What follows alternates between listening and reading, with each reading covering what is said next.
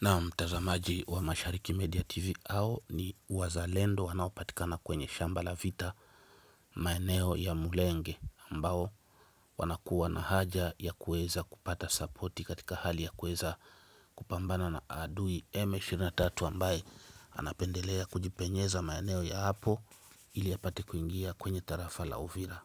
Wazalendo hawa ambao wamepata fursa ya kuweza kuzungumza na Mashariki Media TV wameomba sapoti kwa kila mkongomani ambaye anapatikana nje ya nchi katika hali ya kuweza kuwa sapoti. Hapo ni Mulenge ambako wanakuwa wakipatikana kwa wakati huu, na wanaendelea kulomba sapoti ya kila mmoja ili wapate kuendesha kazi vizuri kwa kile ambacho wanakifanya. Na tumania kwamba utakuwa na fursa ya kuweza kuwasikiliza kwa makini na kwa kile ambacho wamesema. Hapo ni Mulenge, tarafani Uvira, kwenye nyanja za juu ambako wanapatikana kwa sasa. Acha tuwasikilize.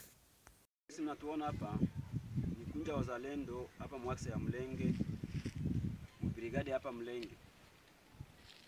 Kazi tunayofanya hapa kwetu ni fasi ya baridi sana. Hatuna vifaa hata kimoja.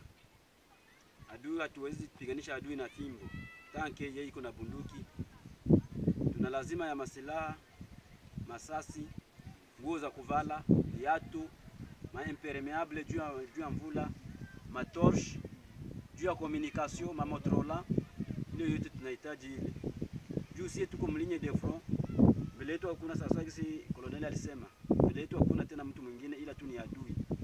Na kwenye wanafanyizia patrouille yao na sie kama kuna torche unaona yao nasa unaona ya kwetu. Kumbe kwa hiyo ungewapasa kwa roho mwema hapa na kuwashurutisha, lakini mngejitahidi mtusaidie kabisa. Asante.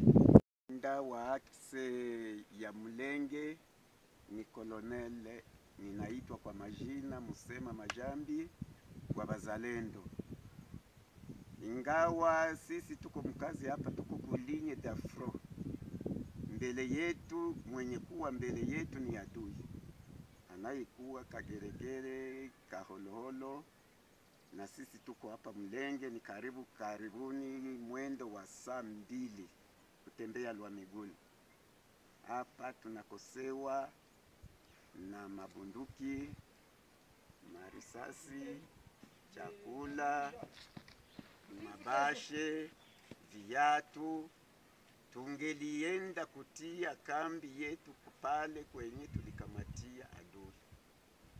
Kumbe tunaomba wahusika wenye wanajijua mtufanyizie intervention porque mtusaidie na vifaa hivyo ambavyo vyenye tulivyo vidaji.